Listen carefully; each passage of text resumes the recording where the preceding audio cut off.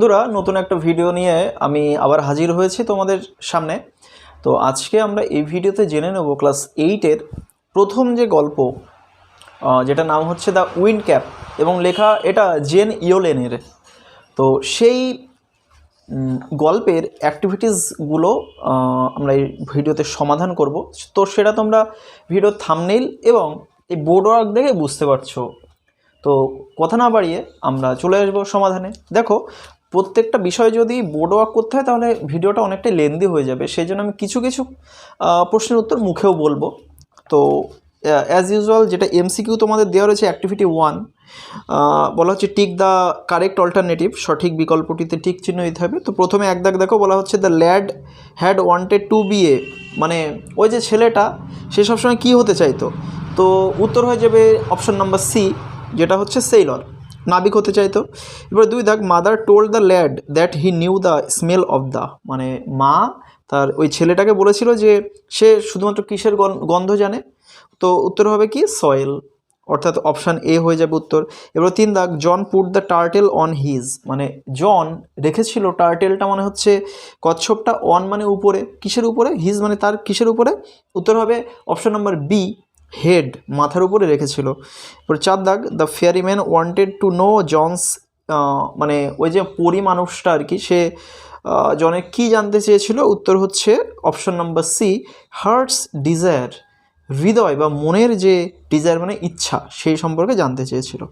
তো এরপরে বন্ধুরা যেটা দেওয়া রয়েছে সেটা হচ্ছে রিঅ্যারেঞ্জ। তোমরা দেখতে পাচ্ছ এখানে ইনস্ট্রাকশনটা দেওয়া রয়েছে, rearrange the following sentences in the correct order and put the numbers in the given boxes. তো আমি এখানে কি করব, আমি জাস্ট এখানে 1 দাগ, 2 দাগ, 3 দাগ, 4 দাগ, 5 দাগ আর 6 দাগ, আমি এই 6টা এখানে লিখে নিলাম এবং এর সোজাসুজি যে ছক সেগুলো আমি এখানে দিয়ে দিলাম। তো 1 দাগটা আসলে হয়ে যাবে 2 নম্বরে আসবে 1 দাগ। তো 2 দাগ যেটা দেওয়া রয়েছে এটা কি হয়ে যাবে, এটা হয়ে যাবে 1, মানে 2 দাগটা আসলে প্রথমে আসবে। আমি যদি সাজাই বাক্যগুলো, এখানে যতগুলো বাক্য দেওয়া রয়েছে আমি যদি সাজাই তাহলে 2 দাগটা প্রথম হবে, 1 দাগটা তারপরে হবে। আচ্ছা, 3 দাগটা কত নম্বরে হতে পারে, 3 দাগটা হতে পারে 4 নম্বরে, 3 দাগটা হবে 4 নম্বরে। আচ্ছা, 4 দাগ কী হবে, 4 দাগ হয়ে যাবে 3 নম্বরে। বেশ ইন্টারেস্টিং ব্যাপার এগুলো, 3 নম্বরে হয়ে যাবে। আচ্ছা, 5 দাগ কী হবে, 5 দাগ হবে 6 এবং 6 দাগ হবে 5, 6 দাগ হয়ে যাবে 5। অর্থাৎ আমি যদি যতগুলো এই যে বাক্যগুলো দেওয়া রয়েছে, অর্থাৎ এখানে তোমরা দেখতে পাবে যে John made the tiny green turtle, তারপরে দেওয়া রয়েছে mother said John was a farmer son, তারপরে দেওয়া রয়েছে the turtle change to the tiny green fairyman. এই যে যেটা দেওয়া রয়েছে, তো প্রথম যে বাক্যটা হবে উত্তর সেটা হচ্ছে 2 দাগ, তারপরে হবে কি 1 দাগ, তারপরে হবে 4 দাগ, তারপরে হবে 3 দাগ, তারপরে হবে 6 দাগ, তারপরে হবে 5 দাগ। এইভাবে লাইনগুলো যদি সাজানো হয় তো তোমরা ছক সোজা এইগুলো লিখে দেবে, এই নাম্বারিং করে দেবে। তবে এইগুলো কিন্তু খুব একটা পরীক্ষায় দেয় না, এই যে ব্যাপারটা, এই ব্যাপারটা কিন্তু খুব একটা পরীক্ষায় দেয় না। তোমাদের রিয়ারেঞ্জটা মেনলি আনসিন থেকে দেওয়া হয়, সিন থেকে খুব একটা রিয়ারেঞ্জ দেওয়া হয় না। তো বন্ধুরা এরপরে অ্যাক্টিভিটি 3-তে একটা বোধমূলক প্রশ্ন দেওয়া রয়েছে যে why do you think John thought that the turtle would be safe on his head, মানে তোমার কেন মনে হয় যে জন ভেবেছিল যে তার মাথার উপরে কচ্ছপটা সুরক্ষিত থাকবে, এটা কেন তোমার মনে হয়। তো এই ধরনের প্রশ্ন কিন্তু পরীক্ষায় দেয় না, এরকম বোধমূলক প্রশ্ন তোমাদের পরীক্ষায় দেয় না। তবু আমি এখানে একটা আনসার লিখে দিয়েছি, দেখো, John thought that the turtle would be safe on his head, John ভেবেছিল যে কচ্ছপটা তার মাথার উপরে ভালো থাকবে, নিরাপদে থাকবে, বিকজ মানে কারণ he had no other provision but his hands, মানে হাত ছাড়া তার অন্য কোনো উপায় ছিল না, মানে কচ্ছপটাকে বাঁচানোর জন্য মাথা এবং হাতই ছিল। তো মাথা রয়েছে, এবার হাত ছিল, but they were which were engaged in ploughing his land, মানে যেগুলো চাষের কাজে মগ্ন ছিল, সেজন্য হাতেও তো সে রাখতে পারবে না, সেজন্য তার বাধ্য হয়ে মাথায় রাখতে হয়েছিল আর কি। তো এটাই হচ্ছে ব্যাপার। এরপরে অ্যাক্টিভিটি 4 তোমরা দেখে নাও, অ্যাক্টিভিটি 4। অ্যাক্টিভিটি 4, তো এখানে বলা হচ্ছে complete the following sentences with information from the text, text থেকে তথ্য নিয়ে তোমাকে শূন্যস্থান ভরাট করতে হবে। তো দেখো, প্রথমটা বলা হচ্ছে the cap that sailors most desire, মানে সেই টুপি যেটাকে নাবিকরা বেশি ইচ্ছা করে আর কি। তো কী হবে, was a different kind of cap, একটা অন্য ধরনের টুপি আর কি, এটাই চাই। তারপরে seeing a ship anchored near the shore, মানে এটা দেখে যে একটা জাহাজ তীরের কাছে নোঙর ফেলছে আর কি, এটা দেখে কি হবে, John requested the captain to take him along, John ক্যাপ্টেনকে অনুরোধ করেছিল তাকে সঙ্গে নিয়ে যেতে। তারপরে সিদাক দেখো, by twisting the cap John could summon, মানে টুইস্টিং মানে মোড়ানো আর কি, টুপিটা মুড়িয়ে বা ঘুরিয়ে জন কুড সামন, জন সামন মানে কল মানে ডাকা আর কি, ডাকতে পারতো কী হবে, the east wind and the West wind, মানে পূব দিকের বাতাস এবং পশ্চিম দিকের বাতাসকে ডাকতে পারতো। আর লাস্টের প্রশ্ন, John desire to see the land because, John ডাঙা দেখতে চেয়েছিল কারণ কী হবে, he did not set foot on land for a year and a day, মানে সে 1 বছর এবং 1 দিন, মানে 366 দিন মতো হয়ে গেছে আর কি, তো এতদিন ধরে কিন্তু সে তার পায়ের পাতা বা তার পা রাখেনি ডাঙাতে। তো এটাই হচ্ছে ব্যাপার। এরপরে আমরা অ্যাক্টিভিটি 5-এ চলে আসবো। দেখো অ্যাক্টিভিটি 5-এ কী বলা আছে, আনসার দ্য ফলোয়িং কোশ্চেন্স, প্রশ্ন উত্তর।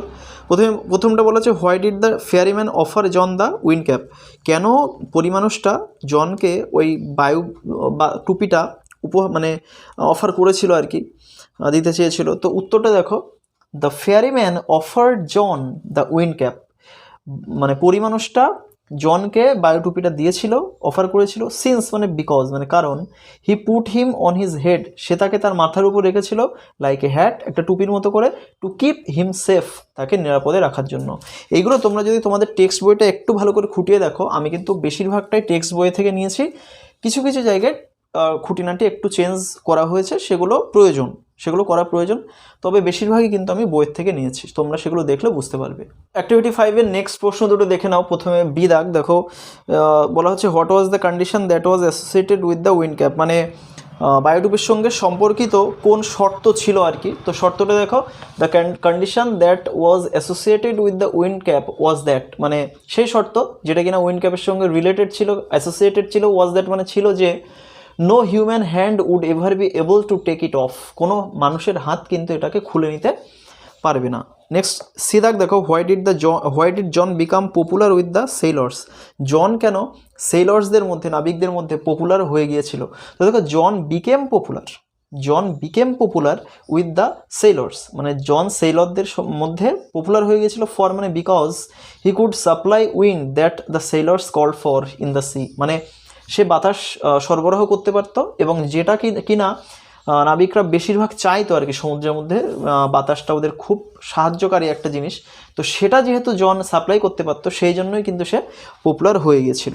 এরপরে দেখো ট্রু ফলস বলা হচ্ছে, write T for true and F for false statements in the given boxes, give supporting statements for each of your answer, মানে সত্যি হলে টি লিখতে হবে, আর মিথ্যে হলে এফ লিখতে হবে, আর তোমার উত্তরের সাপেক্ষে যুক্তি দিতে হবে। তো প্রথমটা বলা হচ্ছে, John never dreamed about the land, মানে জন কখনো ডাঙার ব্যাপারে স্বপ্ন দেখেনি। তো জন নেভার ড্রিমড, আচ্ছা তো দেখো ফলস হবে, এটা আমরা জানি ফলস হবে, কারণ John could not stop dreaming of the land, মানে জন কিন্তু ডাঙার স্বপ্ন দেখা বন্ধ করতে পারেনি।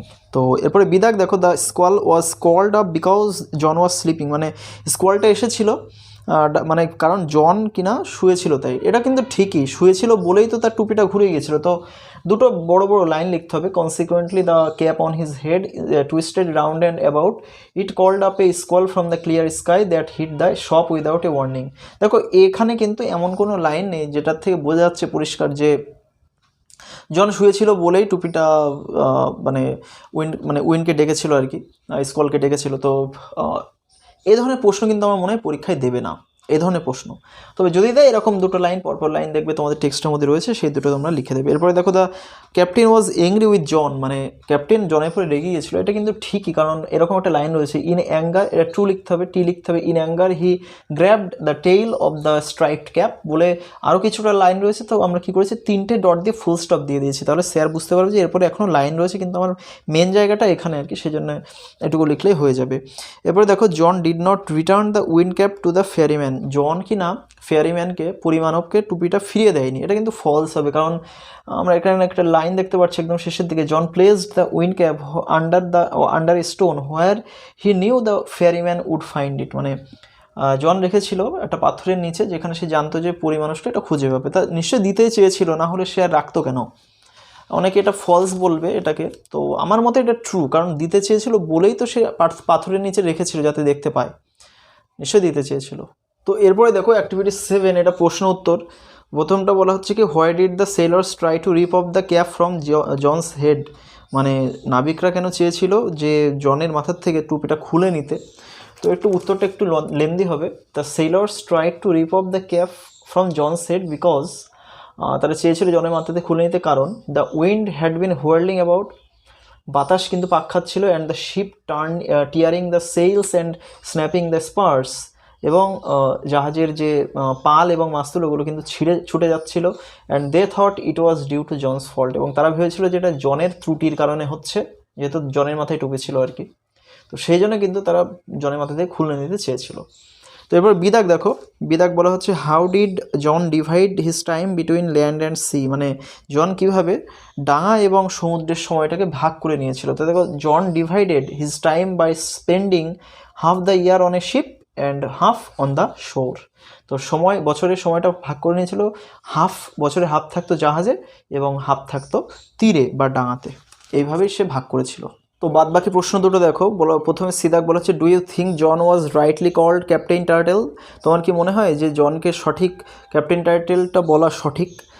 Give reasons for your answer, তোমার উত্তরের সাপেক্ষে যুক্তি দিতে হবে। তো দেখো, John was rightly called captain turtle because he was just like a turtle as much at home on the water as he was on the land, মানে জনকে সঠিক এটা বলা সঠিক আর কি, কারণ একটা কচ্ছপের মতো সে বাড়িতেও যতটা থাকতো, মানে জলে যতটা থাকতো, আবার ডাঙাতেও ঠিক ততটাই থাকতো। এবং আমরা জানি যে টার্টেল, মানে টার্টেলের একটা বৈশিষ্ট্য হচ্ছে সে জলেও যতটা থাকে ডাঙাতেও ততটাই থাকে, সেজন্য জনকে কিন্তু ক্যাপ্টেন টার্টেল বলাটা সঠিক। এরপরে লাস্ট প্রশ্ন, why did John want to return the wind cap to the ফেয়ারিম্যান, John কেন ফেয়ারিম্যানকে টুপিটা ফিরিয়ে দিতে চেয়েছিল আর কি। তো John wanted to return the wind cap to the ferryman because he was confident enough to go to the sea again without the wind, মানে জন চেয়েছিল মানে সেই বায়ু টুপিটা পরিমানুষকে ফিরিয়ে দিতে, কারণ সে মানে এ ব্যাপারে নিশ্চিত ছিল আর কি, আত্মবিশ্বাসী ছিল যে যথেষ্ট এনাফ, মানে যথেষ্ট আত্মবিশ্বাসী ছিল যে সে টুপির সাহায্য ছাড়াই সে কিন্তু সমুদ্রে যেতে পারবে আর কি। তো সেই জন্য সে টুপিটা ফিরিয়ে দিতে চেয়েছিল। এরপর আমরা চলে আসবো, দেখো এখানে বলা হচ্ছে অ্যাক্টিভিটি 8-এ দেখো বলা হচ্ছে, underline the verbs in the following sentences that suggest actions that began in the past and are still continuing, মানে তোমাকে সেই ভার্বের নিচে দাগ দিতে হবে যেগুলো মনে হচ্ছে কি যে অতীতে শুরু হয়েছিল এবং সেগুলো কি না এখনও চলছে, এরকম একটা ব্যাপার। তো এটা হচ্ছে অ্যাক্টিভিটি 8, এটা হচ্ছে অ্যাক্টিভিটি 8। তো 8-এর অ্যাক্টিভিটি 8-এর তো প্রথমটা দেখো, প্রথমটা মানে জাস্ট এক দাগের উত্তরটা কি হবে, জাস্ট হ্যাভ বিন ট্রাভেলিং, এইটুকুর নিচে তোমরা দাগ দেবে, হ্যাভ বিন ট্রাভেলিং, তোমরা এটুকুর নিচে দাগ দেবে। এরপর 2 দাগ যদি বলি, 2 দাগ কোনটুকুর নিচে দাগ দেবে, have been doing, have been doing এটুকুর নিচে তোমরা দাগ দেবে। নেক্সট 3 দাগ, has been sleeping, has been sleeping. তো এগুলো আর কিছুই না, জাস্ট প্রেজেন্ট পারফেক্ট কন্টিনিউয়াস টেন্সটার নিচে আমাদেরকে দাগ দিতে বলছে। তো তোমরা এরকম দাগ দিয়ে দেবে আর কি, জাস্ট এরকম দাগ দিয়ে দেবে তোমরা। তো এরপরে চলে আসবো আমরা অ্যাক্টিভিটি 8B, অ্যাক্টিভিটি 8Bতে চলে আসবো আমরা, ঠিক আছে। তো দেখো প্রথমে কি বলা হচ্ছে, underline the verbs in the following sentences which suggest actions that began before a certain point in the past and continued up to that time, মানে কিছুই না, জাস্ট পাস্ট পারফেক্ট কন্টিনিউয়াস টেন্সকে দাগ মানে নিচে দাগ দিতে বলছে। তো উত্তরগুলো কী যাবে, প্রথমে had been playing, had been playing এটা তো আগে হবে উত্তর, নিচে জাস্ট তোমরা এরকম দাগ দিয়ে দেবে। তারপরে 2 দাগ, had been teaching, had been teaching এর নিচে তোমরা দাগ দেবে এবং লাস্ট যেটা কি হচ্ছে had been studying, had been studying এইটার নিচে তোমরা দাগ দিয়ে দেবে। কেমন? এগুলো কিন্তু উত্তর হয়ে যাবে। তো এরপরে আচ্ছা তোমরা নিশ্চয়ই লিখে নিলে। তো এরপরে আমরা চলে আসবো 8C-তে। নেক্সট আমরা চলে আসবো 8C।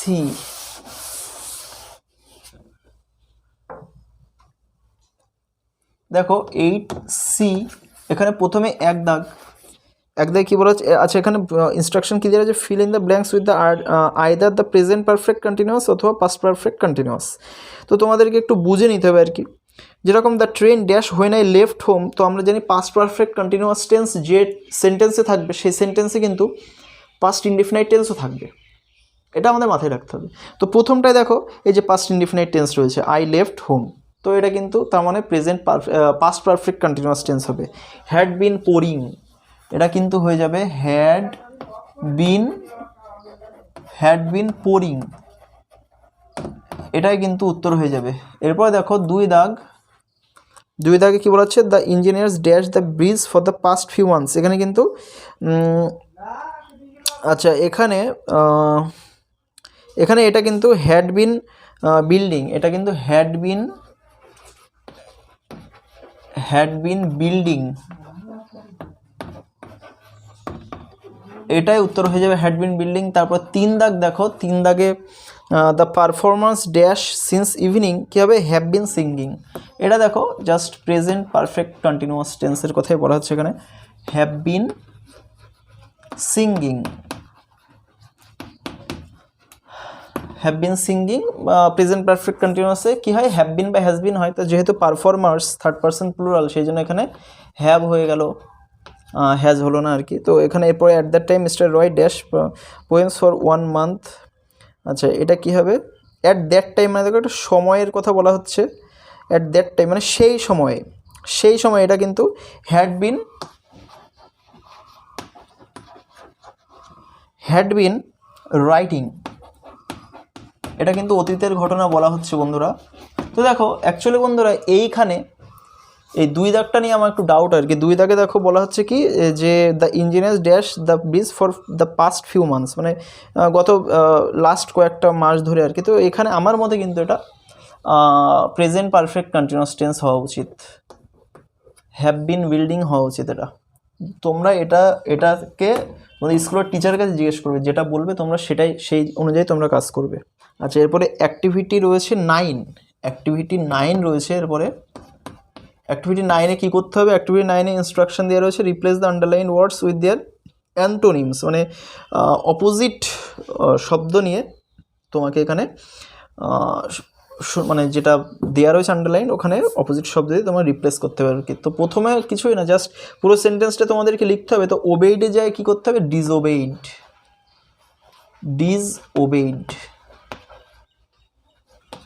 এটা কিন্তু উত্তর হয়ে যাবে। নেক্সট বি দাগ যদি আমরা দেখি, বিজ্ঞান রয়েছে, আমরা জানি বিজ্ঞানের উল্টো কি, ফিনিশড, শেষ করা, ফিনিশড। তারপরে সি দাগে বলা হচ্ছে কি পপুলার, কি হবে, আনপপুলার করতে পারি আমরা, আনপপুলার। এবং লাস্ট ডি দাগ দেখো র্যাপিডলি কী হবে, স্লোলি, র্যাপিডলি মানে দ্রুত আর স্লোলি মানে আস্তে আস্তে, এইগুলোই কিন্তু উত্তর। তো এখানে দেখো লেটস টক দেওয়া রয়েছে, John return the wind cap to the ferryman although it had fulfilled his wishes, মানে জন তার ইচ্ছা পরিপূর্ণ হওয়ার সত্ত্বেও তাকে মানে পরিমানুষকে সে টুপিটা ফিরিয়ে দিয়েছিল। Would you have done the same had you been in John's place, তুমি যদি জনের জায়গায় থাকতে তুমি কি একই কাজ করতে। ডিসকাস ইন গ্রুপস, কয়েকটা গ্রুপ মিলে তোমাকে এটা আলোচনা করতে হবে। তো উত্তরটা তোমরা স্ক্রিনের উপরে দেখে নাও। তো বন্ধুরা উত্তরটা দেখো, জোয়েল বলছে প্রথমে, জোয়েল নামক বন্ধু বলছে by dint of the cap John got what he had wished, অর্থাৎ টুপিটির সাহায্যে জন তার ইচ্ছে পূরণ করেছিল, জন যা চেয়েছিল সেটা পেয়েছিল। ইয়েট হি রিটার্নড ইট, তবুও সেটি ফেরত দিল। I couldn't understand why he did ইট, আমি বুঝতে পারছিলাম সে কেন এটি করলো। তো জয় নামক একটা অন্য একজন বন্ধু বলছে, could you remember his suffering during the storm? ঝড়ের সময় তার কষ্টের কথা তোর মনে পড়ে? তো এরপর আমি বলছি, yes, it's for this reason John did it. হ্যাঁ, এর জন্যই টুপিটি ফেরত দিল জন। জয় বলছে, and I think to avoid the complicated situation in the sea he did it. তো জয় বলছে যে আর আমার মনে হয় সাগরে এই জটিল পরিস্থিতিকে এড়িয়ে যাওয়ার জন্যই সে টুপিটি ফেরত দিল। জোয়েল বলছে, ইয়েস ইউ আর রাইট। হ্যাঁ, তুই ঠিকই বলেছিস। মানে আমি শেষ করছি কি বলে, but I wouldn't have done the same. কিন্তু আমি তা করতাম না। I would have mastered the use of the wind gap. টুপিটি আমার ইচ্ছে, আচ্ছা, আমি টুপিটির ব্যবহার রপ্ত করে নিতাম। Sailed across the oceans using the cap at my wish and thus enjoyed my sea voyage. টুপিটা আমার ইচ্ছে মতো ব্যবহার করে মহাসাগরগুলিতে ঘুরে বেড়াতাম এবং এভাবেই আমি আমার সাগরযাত্রা উপভোগ করতাম। এরপরে বন্ধুরা অ্যাক্টিভিটি 10-এ দেখো, এখানে বলা আছে, imagine you are out on the open sea in a boat with waves rising all around you. মানে মনে করো তুমি নৌকা নিয়ে বেরিয়েছো আর কি, তোমার চারিদিকে উত্তাল ঢেউ আর কি। Would you feel scared or excited? তুমি কি ভয় পাবে নাকি উত্তেজনা অনুভব করবে? Write a paragraph in about 80 words describing your experience on the sea voyage. তোমার এই সমুদ্রযাত্রা নিয়ে তোমাকে একটা 80টা ওয়ার্ডের মধ্যে একটা প্যারাগ্রাফ লিখতে হবে। তো উত্তরটা তোমরা স্ক্রিনের উপরে দেখে নাও। তো তোমরা এর প্রথমে আগে হেডিং করবে অ্যান এক্সাইটিং সি ভয়েস, অর্থাৎ একটি উত্তেজনাপূর্ণ সমুদ্রযাত্রা। তো শুরু করবে, what an exciting experience I had when I along with some of my friends went on a sea voyage. অর্থাৎ কি অদ্ভুত উত্তেজনার অভিজ্ঞতাই না আমার হয়েছিল যখন আমি এবং আমার কয়েকজন বন্ধু সমুদ্রযাত্রায় গিয়েছিলাম। It was on the bay of Bengal. এটা বঙ্গোপসাগরে ছিল। The coastal guard was keeping watch on us. উপকূল রক্ষী আর কি, প্রহরীরা, তারা আমাদের উপর লক্ষ্য রাখছিলেন। The sea was calm and quiet when we started. আমরা যখন শুরু করেছিলাম সমুদ্রযাত্রা, নৌকাযাত্রা, তখন কিন্তু সমুদ্র কাম মানে CALM, এলে উচ্চারণ হয় না, কাম মানে হচ্ছে শান্ত, আর কোয়াইট মানেও শান্ত, অ্যাকচুয়ালি একই জিনিস, শান্ত ছিল। But soon the sea became billowy. কিন্তু হঠাৎ করেই খুব তাড়াতাড়ি সমুদ্র উত্তাল হয়ে উঠল। বিলোই মানে উত্তাল হয়ে ওঠা। The guard warned us not to proceed further. তো মানে রক্ষীরা আমাদেরকে সতর্ক করে দিল যে আর যেন আমরা না এগোই। But everything was out of control. কিন্তু সব কিছু নাগালের বাইরে চলে গিয়েছিল, নিয়ন্ত্রণের বাইরে চলে গিয়েছিল। We felt like getting lost in the সার্জিং waves. আমাদের যেন মনে হচ্ছিল আমরা সেই বিরাট বিরাট ঢেউয়ের মধ্যে হারিয়ে যাচ্ছিলাম। We are just scared. আমরা খুব ভয় পেয়ে যাচ্ছিলাম। The guards came with life boats. তো ওই রক্ষীরা জীবন রক্ষাকারী যে নৌকো সেগুলো নিয়ে এসেছিলেন। অ্যান্ড রেস্কিউড আস, এবং আমাদেরকে এইভাবে উদ্ধার করেছিলেন। Really it was a thrilling experience for us. এটা সত্যি সত্যি আমাদের জন্য একটা উত্তেজনাপূর্ণ রোমাঞ্চকর একটা অনুভূতি ছিল। এরপরে বন্ধুরা শেষ রাইটিং দেখো, অ্যাক্টিভিটি 10B বলা হচ্ছে, suppose you had wished to perform on stage for a long time. মনে করো তুমি অনেক দিন ধরে চাচ্ছিলে আর কি স্টেজে পারফর্ম করার জন্য। On the occasion of your schools annual function. তোমার স্কুলে যে বার্ষিক ক্রীড়া প্রতিযোগিতা অনুষ্ঠান আর কি, তো সেই সময় you finally got a chance to do so. মানে তুমি এরকম একটা চান্স পেয়েছো আর কি স্টেজে পারফর্ম করার জন্যে। Write a letter to your friend describing how you felt when your wish was fulfilled. এবার সেটা হয়ে গেছে, তুমি স্টেজে অলরেডি পারফর্ম করেছো। তো এই ব্যাপারে কিন্তু তুমি তোমার বন্ধুকে তুমি একটা চিঠি লিখবে এই ব্যাপারে জানিয়ে আর কি। তো উত্তরটা তোমরা স্ক্রিনের উপরে দেখে নাও। তো তোমরা প্রথমে নিজের অ্যাড্রেস লিখবে, উপরে ডান দিকে নিজের অ্যাড্রেস লিখবে। তোমরা অবশ্যই ডেটটা দেবে, ডেট না দিলে কিন্তু নাম্বার কমিয়ে দেবে। তো বাদিকে তোমরা তোমার টাইটেল, মানে তুমি যাকে অ্যাড্রেস করছো তার নাম লিখবে। ডিয়ার, এখানে আমি ডিয়ার চুমকি। তো your last letter is just to my hand. তো শেষ চিঠি আমার হাতে মানে আসলো আর কি, এইমাত্র আমি পেলাম তো চিঠি। I am happy to know you are well. আমি এটা জেনে খুব খুশি হলাম যে তুই ভালো আছিস। Now I would like to share with you my feelings which I experienced last week. এখন গত সপ্তাহে আমার পূর্ণ হওয়া একটা আশা আর কি, সেই আশা পূর্ণ হওয়ার অনুভূতির সম্পর্কে আমি লিখছি। It was a long cherished dream that I could perform on the stage. এটা আমার একটা দীর্ঘদিনের আশা ছিল যে আমি মঞ্চতে ভালো করে পারফর্ম করব, অভিনয় করব আর কি। কিছু তো যাই হোক, I learned dance from the renowned Mamata Shankar's school. তুই জানিস যে আমি মমতা শঙ্কর যে আর কি বিখ্যাত প্রখ্যাত মমতা শঙ্কর স্কুল থেকে আমি নাচ শিখেছিলাম। দেয়ার আই লার্নড ওয়েল, সেখানে আমি ভালোই শিখেছিলাম, but I could not perform on the open stage. কিন্তু আমি মুক্ত যে স্টেজ আর কি, মুক্ত মঞ্চতে কিন্তু আমি কখনো অভিনয় করতে পারিনি আর কি, প্রদর্শন করতে পারিনি। ইট ওয়াজ অনলি লাস্ট উইক, এটা ছিল কেবলমাত্র শেষ সপ্তাহ, মাই dreams came true in our schools annual function, যে আমার স্বপ্ন সত্যি হয়ে গিয়েছে আর কি আমার স্কুলের যে বার্ষিক অনুষ্ঠান সেখানে। In the programme I was chosen to perform, অনুষ্ঠানে আমাকে বাছাই করা হয়েছিল অভিনয় করার জন্য আর কি। For this I practice day and night, এটার জন্য আমি দিন রাত্রি মিলে বা একেবারে এক করে আমি মানে চেষ্টা করেছিলাম আর কি, আমি ট্রাই করেছিলাম। Then I perform very well before a large audience, তারপরে আমি খুব ভালোই অভিনয় করেছিলাম একটা বড় সড়ো একটা মানে প্রচুর লোকের সামনে আর কি, অডিয়েন্স মানে শ্রোতা আর কি, দর্শকদের সামনে। After my performance clappings fill the hall, আমার মানে অভিনয়ের পরে